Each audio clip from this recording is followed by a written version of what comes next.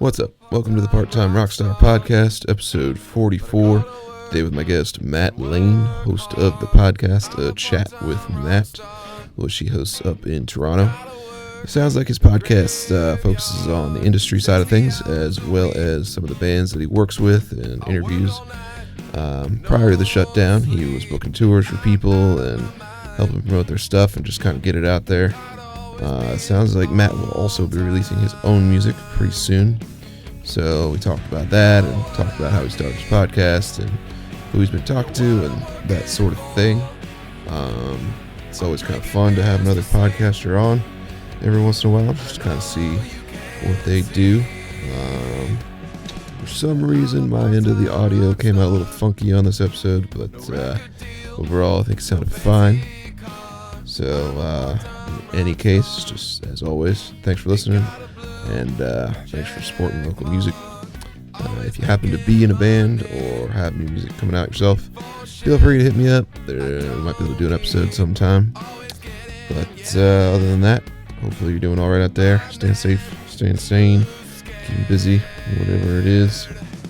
But anyway, without further ado, episode 44, Chat with Matt. Doesn't know what to do. So yeah, I guess it's a little backstory for me then is I just started a podcast to support the local music scene where I am, just kind of in the city of Baltimore or a little bit around there. Great, love it. I wasn't sure exactly what the premise of your podcast was. It's music industry, so I talk to bands, I talk to artists, music industry producers, songwriters, record label people, etc. Yeah, I got you. That's cool.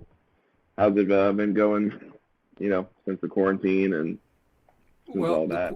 When the quarantine happened, a month after we went into lockdown on my end, that's when I started the podcast because I was bored and I had nothing to do because I got laid off of work and I had a lot of free time. But when I started it, it was three days a week on Instagram Live. So it was like a live kind of podcast conversation. And I did that for about 39 episodes. And then I switched over to a more traditional podcast format where it's like an hour and a bit. There's music breaks, stuff like that. And it was just audio, and now I've transferred that format into video format, so now I can upload the stuff on YouTube. My YouTube is starting to get some attention, so That's awesome. it's going well. Yeah, so you're kind of doing it more like semi-professionally, maybe? Not really. I Have you, like in terms of, what do you mean by semi-professionally? I don't know, have you gotten any money out of it yet? Yeah, I get monetization on my audio, and I've gotten a couple of sponsors, and I'm starting to get more sponsors on board. So cool. Well, then you're a big guest to have on, I guess for me. not in the slightest. I usually just kind of have like my friends and local bands and random people that play music. No, that's the way to do it. So. When I book people, I just book people I find interesting to talk to. I don't really give a shit about status. Yeah, that's cool. Can I swear on your podcast, by the way? Because I swear a lot. Oh yeah, go ahead. Great. I assume at the end of this, you could just send me your file. Yeah, and, no worries. I'll splice them together, and I always tell people if you want to edit things out after, I certainly can. But I don't really edit. Usually, I don't really have care. to. Yeah, Man. I'm pretty open with whatever I say, so you can use whatever you want. Yeah, no worries. So yeah, I'm actually just about approaching 50 episodes myself, I guess. So I'm still learning the ways. It's definitely a process. Yeah, there's always little tidbits you can figure out. Mm-hmm. You might be the first guest where normally I feature people's music, and I don't know if you're a musician yourself. I am a musician. I was in a metal band fronting it for about 3 years. I put out a solo record ages ago, and then I kind of stopped doing music for a while, and because I I work in the industry as a manager and a booking agent. So that kind of was my main thing, and like I'm actually getting my first single finished, mixed and mastered. I'm getting it back Wednesday. And then I'm taking the next couple months. I'm going to shoot a video in a couple weeks, and then I'm probably going to launch it in March. I'm aiming for either March or early April. And then I'm putting out like just a couple singles this year, nothing crazy, because I can't go out and tour anything. So I'm only doing like 2 singles, one for early spring and probably one in the fall. Yeah. Well, I mean, I could certainly feature one of them on this episode. I don't really have a specific timeline for like when I release them. It's usually up to the guest. Yeah, you can release this whenever. Okay. Cool. Well, yeah, feel free to send me whatever your new stuff is or old stuff, and I'll throw it on here. Yeah, sure. Maybe a little shout out. Go. Yeah, me and myself, I've just been putting out a couple music videos here and there. Recorded a EP during the quarantine. So Cool. How'd that go? It's nice to take time to be creative. Amen to that. I feel like a lot of people, I don't know, got stuck in a rut a little. But Yeah. Between starting a podcast and staying in the studio, like, it's been a lot of fun. And that's the good thing about the quarantine is it's been a blessing and a curse, as I've told people, because you have the time to figure your shit out, but you're also allowing yourself to have a moment of peace and pause, because the world, especially over the last like 5 to 10 years, has accelerated so much in terms of like social media, digital media, and all sorts of just development in general. So it's like you have to go. But this is the first time the world's kind of like, okay, let's pause and let's figure some shit out. And it's also a great time because a lot of people are reevaluating what they're doing and prioritizing what is important in their lives and what they actually want to pursue. Because I've always wanted to do a podcast or something like that, but I was just so busy because I like managing my clients, booking clients, like working my day job, like it's just non-stop shit for me. So now I'm kind of like, cool, I have time to actually do the podcast. I do mine once a week, keep it simple, book guests I want to talk to, and well, I'm booked until like early May at this point, so I don't have to worry about booking for a bit, which is nice. Yeah, I've been trying to develop a system for that myself. I mean, I think you might have seen my post on the Philadelphia music subreddit or sub Facebook, whatever it was. And I don't know, I try to book it out like a month or two at a time. Yeah, it's easy that way. You get inundated with a lot of people who want to come on. Yeah, I get a lot of requests to get booked on, which is nice. That people want to talk to me for some reason. Yeah. No idea why. I just talk shit. Yeah. I mean, that's usually what happens. Yep. Have you put any effort into like advertising on yours? I've been lucky with my podcast because the guests I've had have a bit of like traction to their name, so like their fan bases come take a look. Yeah. Especially my last 2 podcasts, like I did my first in-person shoot on my, not the podcast I just posted, the one before that, and that one became my most viewed episode within like 6 hours. Because the music venue that I interviewed a music venue owner that's in my town that I work with, and they shared it on their Facebook page, and it just blew up from there. And then I just posted an episode with a multi-platinum producer Friday, and he shared it on his Facebook page, and like all of his artists started sharing it, and just it started getting a crap ton of views and stuff like that. So I've been lucky organically. I've done like advertising like 2 episodes, and I've done 56, or I'm getting in my 56th week. So it's advertising's hit or miss. It depends. Like I'm just kind of I'm not really in a position where I want to put a lot of money into it yet, because it's just I don't have a lot of money.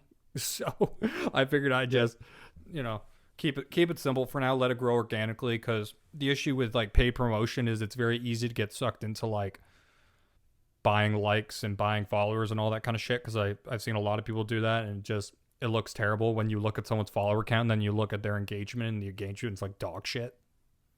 Yeah. So you got to find like that weird middle ground. Yeah. Yeah, I'm not sure where I want to take mine personally. Largely, I'm still doing it for fun, but Yeah. it's been really productive. I'm just meeting people, and I'm sure you know when you're in a band, sometimes you don't talk to people, definitely not to this extent. Well, absolutely. And I think with podcasting, it allows opportunity for conversation, and those conversations, depending on how they go, you can turn it into friendships. Like some of the podcast guests I've had, like I talk to them like every week now, just casually, like, hey, what's going on? Talk about industry news, talk about their band, talk about what they got going on. Or if they're an older, like legacy industry person, like I get to go to them for advice or opinions and stuff like that. So it's a good balance that way. Yeah. And it's cool that you focused on the industry. I think one podcast I did was To All the Crowded Rooms, which I think is also based in Philadelphia. Yeah. And those guys have a cool mix of kind of talking to industry people, but talking on bands too. Yeah, I wanted to do like an industry-ish focused podcast, but it's kind of transformed more into just a long-form conversation about just whatever comes up. Kind of just basically I've adopted more of that Rogan style, because I used to have like a structured format for my podcast. Like, okay, we're going to hit on these points and these points. But then I realized like it didn't feel authentic to me. So now I just talk about whatever comes up. I don't really plan anything for my podcast, and people seem to like that. I'm like, cool, less effort. Sounds good to me. Yeah, no, same. I would try to write out a couple questions at first, and I just gave up. Yeah. I think the only thing that I keep around now is like if for some reason the conversation's boring, then I'll be like, all right, let's do some rapid fire like questions. Yeah. Like, you know, do you like Taco Bell or McDonald's better or something, and just see if that like invigorates the conversation. Yeah. I get that. But that's about it. Yeah. Simple. So yeah, what's your new most? Sorry, I'm still dealing with a little echo, tripping over All good. myself. What's your new music touching on? Like So subject matter or?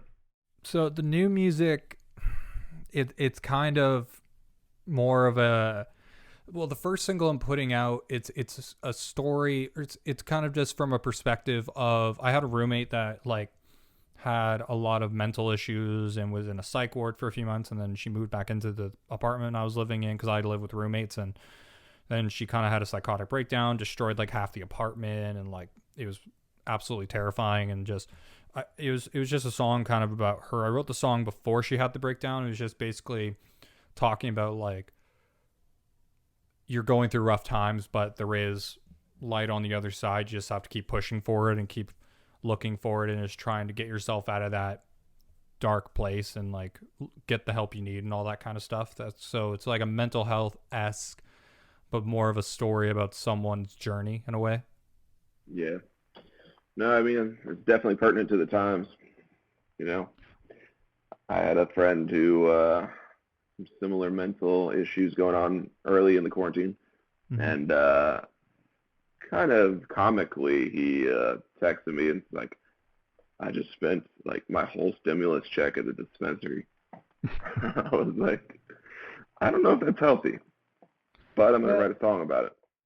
Yeah, but and that's the issue with the pandemic and everything like that, is like it's really shown people how they can survive independently, but also it brings out a lot of potential issues you have with either yourself, people you live with, or just general things you do with your life. And with the pandemic, especially for me, like I've gone through waves of it. Like I go through massive waves of productivity, and then like massive waves of just depression and hating myself and not happy with anything I do. And it's kind of, and I've kind of morphed that into, I'm trying to get back on track, but it's kind of like a tightrope, because like I've definitely indulged way too much in, especially cannabis, because cannabis is legal in Canada, which is fucking great. And then, you know, alcohol as well. And so now I'm just kind of on a tightrope. Like I just started a new eating program because my eating was terrible, and I'm starting to lose weight again. And like I'm taking vitamins every day now, and just trying to get myself back into fighting shape so I can so I can, be healthy and stick around for a bit. Yeah. I mean, anything you got to do to take care of yourself, Are we recording, by the way, or have we already started? I am. Oh, okay, I wasn't cool. sure if you were. Yeah, I was. I wasn't sure if we started already. Yeah. Well, normally what I do too is on mine, I'll put a little intro in. Okay. So, kind of your background or some of your music, Cool. stuff like that. And then it just kind of goes into the conversation. Okay, right on. I dig it.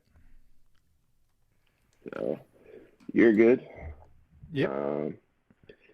How's the social climate up there in Canada as far as protocols for COVID and do you feel like society is coming back a little more, or is everyone still kind of holed up? I mean, to be honest, we're watching a lot of what's going on in your neck of the woods at the moment, Oh, yeah. as we've been doing for the past 4 years. But I live in Ontario, which is a province in Canada. The general response, the first 6-7 months, we were getting monthly stimulus checks and living off government money, which was kind of nice for a bit. But then they stopped that. It's like, okay, cool. Now I got to go back, actually try to find a job. And now I found a job in which I can actually work during the pandemic, so I can actually make some money. And it's a job where I'm social distance from everyone, which is nice.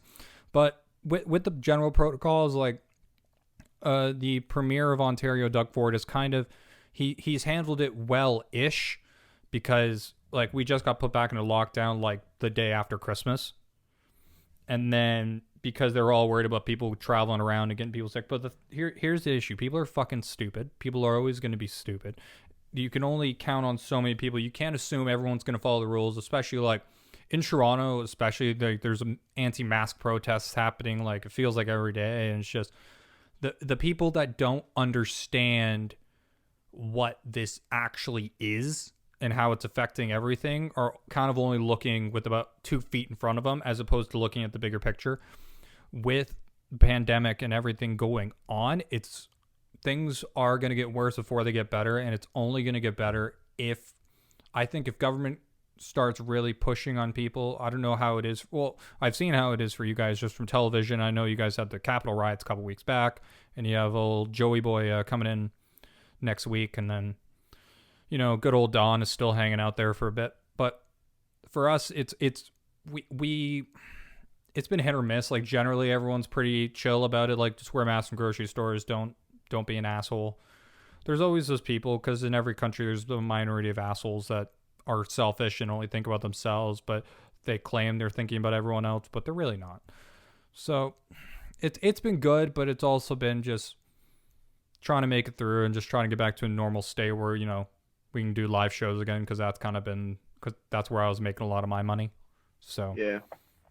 And that's kind of what I was going to ask about. Is, you see the industry just barely starting to get maybe a yellow light, not necessarily a green light, obviously, but the issue with the industry, and we've already been seeing it, just the amount of venues closing down all over the world, and it's only going to, I don't know how it is in your neck of the woods, but I imagine you have a lot of venues in your area closing down, or are on the verge of closing down, or anything like that.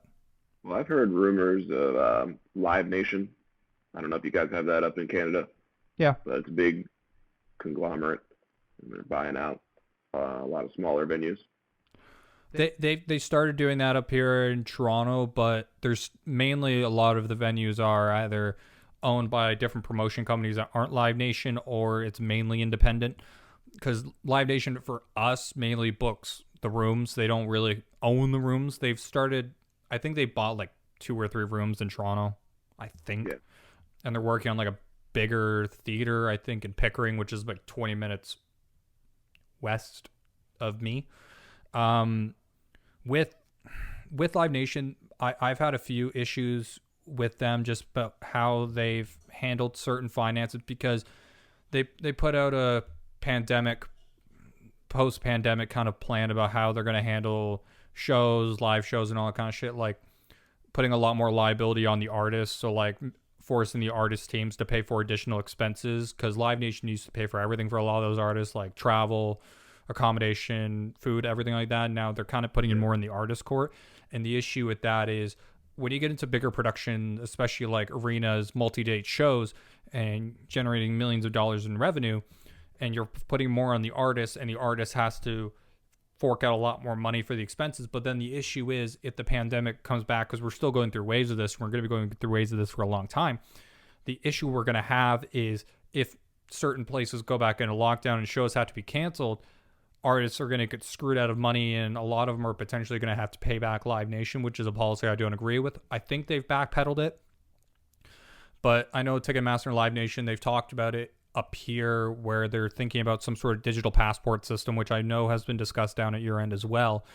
Just, you have to be vaccinated to go to a show. I think that's a very simple request. I don't think that's too absurd. Of course, there's always going to be the anti-vaxxers and the anti-maskers and all those fucking people.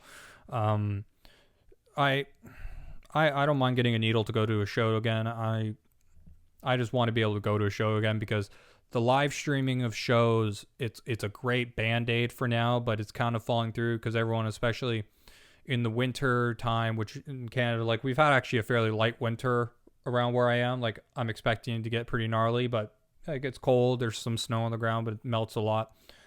But I think a lot of people are just waiting to get back to live shows and waiting to actually be around people again. But in terms of shows being normal again, like, I know Live Nation said, like, oh, we're going to try and aim for fall and we're going to aim for all that shit. No, shows aren't going to be normal again for a very long time, because COVID is going to get to a point where everyone's probably going to get it at least once, even with the vaccination, and it's going to become a yearly vaccination. Masks are definitely going to be more culturally sound, because in Japan, for example, masks were always very common, either for pollution or if someone's sick, they just wear a mask just out of courtesy of others. And what this pandemic has definitely showed is some people just do not give a shit about others at all. And it's with shows, like, it's going to be social distance. We're going to be at limited capacity. We're not going to be able to make as much money. Artist guarantees are going to be significantly lower. Agents are going to make less money. The industry is just going to make less money for a very long time. If we ever get back to a point where we can actually do full venues with no masks, the only example I could think of that's working right now is Dave Chappelle, Joe Rogan. They did a series of shows down in Austin, Texas. They had a full capacity 300, 400 cap venue, but they had rapid testing, so everyone got tested. If that system works as well as they say it does, and if promotion companies are willing to put the money in for that, then we can do full capacity shows again. But that's also going to be adding expense on top of the show as well, and God knows how much these digital tests are going to cost, how much they cost per administration, and waiting periods, and it's a lot of complicated shit. But I'm rambling. No. Yeah, it's all good. It's what a podcast is for. I ramble, especially I'm wrong. Yeah, I don't know. Like, I saw over in England, Frank Turner. You might be familiar with that guy. Yep. He did a show or two, maybe, to sort of prove that it wasn't worth the cost of putting on limited capacity shows. And I don't know. I guess he hasn't done one since. But the only thing I could see working is, and I've talked about this idea with a couple people, and I think some people are working on it, but there's still some formatting they got to work out. It's doing limited capacity shows. Say the Horseshoe Tavern in Toronto. It's a legendary venue, been around for over 70 years. Everyone from the Rolling Stones and onwards have played in that venue. It's very iconic. Yeah. With a venue like that, I think it's like 300 to 400 cap, something like that. If you could do only a 50%, you're looking at 150, 200. And then an idea I've given to some promoters in Canada is venues need to set up infrastructure to host live stream tickets for shows, because when shows are back, you're going to deal with two people in which either A, it's a group of people that are dying to go to shows, will do whatever they can, wear the mask, social distance, all that shit. But then there's always going to be that crowd of people that's like, well, I don't want to risk getting COVID in this crowd, especially if they're not doing the testing, because like you said, it's a logistical nightmare as well as just the cost. It's not worth it. So if you do a back end where you do a live ticket for like 50% of the price, so if you have a $20 ticket, do a $10 e-ticket so someone can watch the show from home live. But once again, you need the money to put into the live stream infrastructure, making sure it's a high quality, make sure your audio is high quality, because I'm not paying for a ticket that I know is going to be a shit show. So. Yeah. But it's all so much up in the air right now. Yeah, and I think unfortunately we won't know for a while. But if that system does come into play, I guess I would see the downside as, a lot of the little guys will be cut out, because anybody who's not bringing in tons of people and with a big budget and all that, it's going to be even tougher for little bands. Well, I think what a lot of people haven't realized, and there's going to be a very long period of time, God knows how long, because the amount of major artists and even the artists at more of a mid-tier level and the bigger agencies and the bigger promotion companies, they're going to have the monopoly on all the rooms around the world for a very long time. So a lot of the little bands and little promoters aren't going to be able to do shows, as well as a lot of the little venues that weren't able to survive the pandemic. It's going to only creep and get smaller and smaller until there's going to be an overflow of shows. And then I believe, and I've theorized this, we're going to go into a live show renaissance in which people are going to go to the shows, but there's also going to be that side of the crowd where if people are more in debt because of the pandemic and more in debt because of, having to deal with additional expenses, they're not going to be able to support live music as they choose. So it's either going to kind of be one or the other, or more in the middle. So yeah, a lot of these smaller bands are going to have to find alternatives. And I think we're going to go back to possibly a format of, if they're still available, like rec hall shows, like old school rec hall shows, warehouse shows. Just basically try to find different places where lower level artists can perform and host people in a smaller capacity without having to pay an over amount of money for overhead, rent, and just live equipment. Yeah, I'm already seeing like sort of a renaissance, as it were, of like private shows in this area. A lot of the mid-sized bands, I guess I would call them, like they're touring bands normally, but I wouldn't say that they're super big or anything. They just book out their summers with private gigs at house shows. And yeah, that's seems definitely to be working. That's definitely a good way for a lot of people to earn that kind of income, and you're definitely going to see a lot more private shows and a lot more of these selected ticket events. But even then, I think that'll be I'm sorry. Yeah, no, it's going to be up to the lower level artists to try and figure out, because this pandemic, and back to an earlier point I made, which is like, this is the time to innovate and trying to figure out what everyone else isn't doing, because the issue a lot of these artists are having is like, they're trying to figure out how to survive, because most of these bands, especially in like genres like rock, like I work predominantly in rock for a lot of my agency stuff. A lot of these bands, when I work on breaking them, especially in Canada, I send them out on the road and I get them as many dates as possible and break them in as many different markets as we can. But with that now, it's even harder because they have to figure out how to become essentially social media influencer and use these things. I fucking hate social media. It's toxic as all fuck. I wish I didn't have to do it. I had a couple people running my social media for my podcast for a bit, but unfortunately they were no longer able to do it. So now my girlfriend wanted to help me run my social media, which I'm definitely going to take her up on, just so I don't have to do it, because social media is toxic. Like, I don't have a Twitter account. I hate Twitter. Twitter is possibly one of the worst social media platforms ever. And a lot of them are just toxic. Like, I like TikTok. TikTok's probably the only platform I actually kind of like, because it's not just social media. It's a variety of people just doing random shit. And it's a great distraction. But I don't know. Just local bands are going to have a very hard time, especially without money to digitally promote their music, because if they don't know how to promote their music independently, as well as if they don't know how to grow their audience from whatever size audience they have onwards online, they're going to have an even harder time developing, and we're going to see an even longer period of time for artists to develop before they break. Yeah, we'll see. It's definitely a brave new world out there. We'll see how it evolves. I think the key is just to kind of look at the positive aspects where you can. Yeah, and that's the main thing you can do, is just try to be positive, try to be proactive, and use any opportunity you can. Find opportunities. Like, that's why we're doing this, because I saw your post, I commented on, I reached out, and I'm like, hey, let's have a conversation, let's hang out for a bit. And I think that's what more of these artists need to do, and that's why like the live streaming is great because it allows people to connect more on a face-to-face level. Podcasting, I'm definitely seeing a lot more podcasts pop up, like your podcast, my podcast. Like we're just trying to.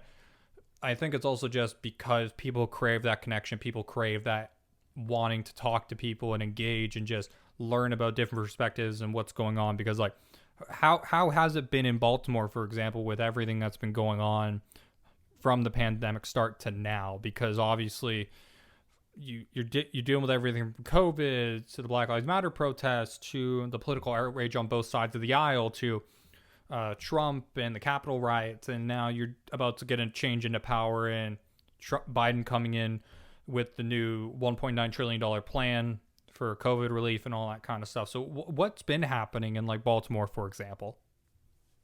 Well, initially there were some riots. And there were definitely some protests around the early quarantine, I would say, or early summer, whenever that was.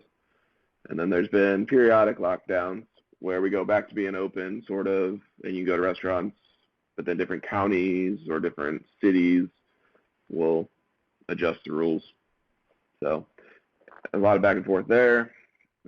Politically, it seems like people are either heavily into it or kind of fatigued from it all. I mean, personally, I barely ever watch the news, so any information I get is like third hand. Somebody like tells me something happened, and I'm like, all right. I think you're living life the right way. Don't listen to this shit. Yeah, I mean, most of it's just kind of toxic and designed to be entertaining, but unfortunately, it's like a little too entertaining. So well, y'all elected a reality star to be president. I think that's the antithesis of entertaining. It's about as entertaining as it's ever been, but yeah, I don't know. I know most musicians I know are just ready to kind of get things going again, but at least come summer. Obviously not really in the dead of winter here. No. But we'll see. Yeah, it's definitely going to be a wait and see, and hopefully this summer the venues can open up and at least have some sort of capacity to run shows, or just lower level artists and mid level artists can find those opportunities to perform and engage with the crowd again, and people can, get out of their house and breathe a bit. Yeah, people are definitely itching for it. Yeah. I don't know. I just feel like I personally have such a weird perspective compared to everybody because I am like a frontline healthcare worker. So I don't know. I've kind of rolled with it the whole time, and I'm also used to taking care of sick people. Where in the healthcare system do you work? I work for the fire department. Paramedic. Okay, and how's that been throughout this pandemic? Like, has it only gotten more difficult? Is it in that coming in wave format? Is it like how has it been? Well, initially everything was really calm because people only wanted to call like 911, for instance, or go to the hospital if they were really sick, like something, either COVID or something else. And a lot of the, I don't know what to call it, but just like the smaller issues that people normally go to the ER for, they kind of stopped going for obvious reasons. They're kind of scared to step outside the house. So for a while it was kind of calm, and then things started picking back up again with your regular health ailments, heart attacks, strokes, whatever. As far as like COVID patients, I feel like it's been pretty steady from what I've seen. Like, I wouldn't say there was any point where there was a super heavy influx, but I have a pretty limited perspective. I'm just one person, So yeah, but it's a perspective that people want to hear and need to hear, because the issue, especially with media and the difficulty of tracking case numbers and just seeing only that small perspective, even what you just said is probably more perspective. The people that listen to this is probably more perspective than a lot of people who are listening to this are even getting from actuality. Yeah. I mean, all I can really go off is my own reality. So I don't know. I don't really want to slant the discussion one way or the other. Yeah. It's like some people get it and get really sick, and some people don't. You know. Well, that's the thing. Everyone reacts differently to everything, and especially this virus. We've seen that so many people are reacting differently, and everyone seems to be everyone's having a variation of each other because some people have no symptoms, some people have a few symptoms, some people have most symptoms, some people have all symptoms, some people are in ICU, some people are on ventilators. Like the spectrum of victims and how we've seen them, especially the ages, because obviously older people have a higher risk due to health issues, people with pre-existing conditions, but even like people from 20 to 39 and even children, like you see so many different things. And I imagine like, Yeah. even with the vaccine coming out and rolling in and all that kind of stuff, things aren't going to be steady for a very long time still. Yeah, I don't know what the new normal will be. Wait and see, I guess. I have a funny feeling it's just going to be wearing masks and people not happy about wearing masks. Yeah, there's always going to be a few. Yeah. But I think by and large, people will be happy to wear large if they're allowed to kind of live their lives. You know what I mean? And that's the other issue I fatigue of people just not being able to do things, and so they get a little pent up, a little anxious. Well, I think that's also why, like, when the riots really first started coming around near the beginning of the pandemic, a lot of people were getting fed up with not knowing fully what's going on, scared or frustrated, and that's why we saw a lot more rioters, and we saw, like, because there's obviously the rioters and the protesters that were rioting and protesting for a specific cause, but there's also a selection of people that were just rioting and protesting because they were sick of being stuck in the position they were in. And with the new norm, there isn't going to really be a new norm for a long time, but I definitely think masks are going to be around, especially up here in Canada. I think masks is just going to be a common practice. I don't mind the mask. I think I got a gator mask. I just throw on my neck, slide over my face when I'm going somewhere. Easy, works. Yeah, I don't think most people mind. I think they probably mind staying home far more than anything else. Yeah. Well, and that's the like other issue I have. If you can just go outside. Exactly, and that's the other issue I have with media is the media, whether it's on the left or the right, they shine that flashlight on that small minority of extremists from either side of the aisle, because I guarantee most Republicans who saw the Capitol riots weren't in favor. Like, I think I saw a percentage, it was like 45% were in favor of the Capitol riots, but that's because you have someone riling them up.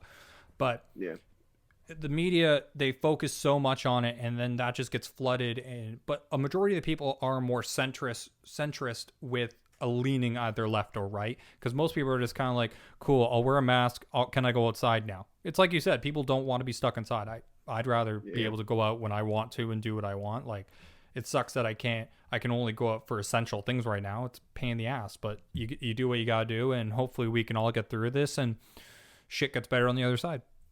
Yeah. And positively, or looking at it positive, I don't think people are quite as divided as maybe the news or the internet makes it seem. Oh, at least in my day-to-day life, like, people are nicer and kinder than they've ever been, as far as I can tell. But again, I'm only one person.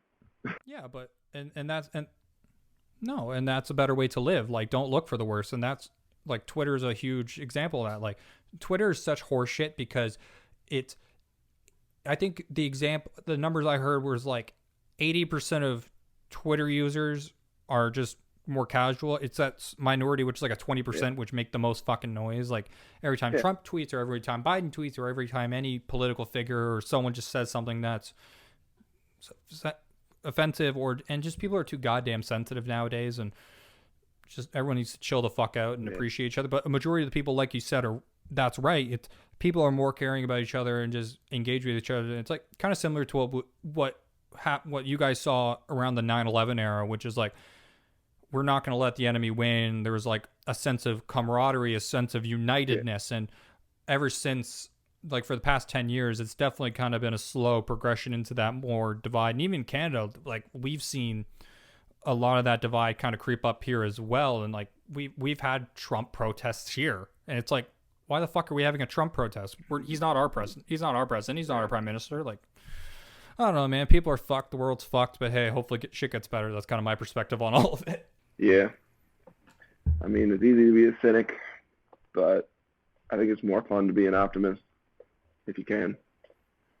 It's easier to smile than to frown. Yeah. So, like I said, I probably never in a million years would have been podcasting unless it happened. But I made a ton of new friends, and I don't know, something fun to do. I feel weirdly more connected to people now when I do the podcast and I talk to them over a video call than when I saw people at shows. Yeah. And Exactly.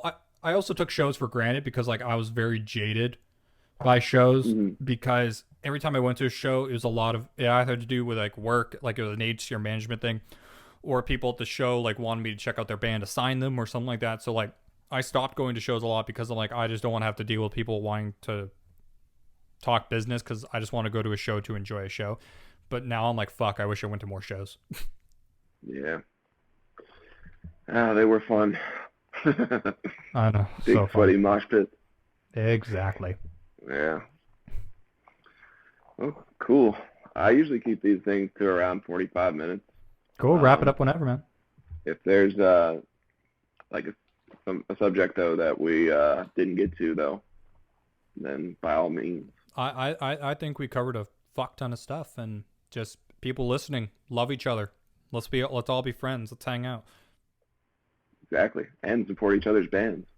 And yes, support each other's bands, support each other's music, share, show the love, make Spotify playlists and all that good stuff. Yeah. So we'll be in touch here. Obviously, Yep. I'll edit this episode and throw your music on. If for some reason I'm ever up in the Great White North, Yeah, let me know, dude. Let's hang out. Get a coffee, get a beer, whatever. reach out or whatever. But I don't know if we mentioned this, but my podcast name is A Chat with Matt. yeah, I Chat- was looking at chat with Matt on your everything. YouTube page. Yeah. All right, thanks, man. Good talking to you. All right. You too. Peace.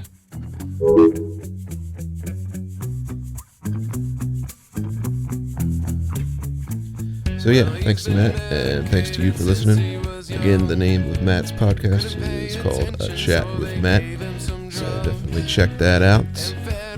His music was not quite ready to feature yet on this episode, so he just said throw somebody's on there, and I figured why not throw my own song on there, Dispensary Kid, by the band The Hollow Truths. So other than that, as always, thanks for supporting local music, and hopefully have a good week. I think it might have had to do with the shadow.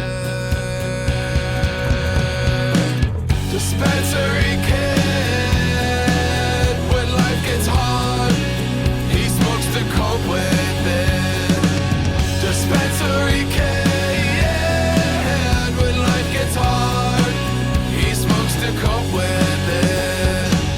But then the virus came and took his job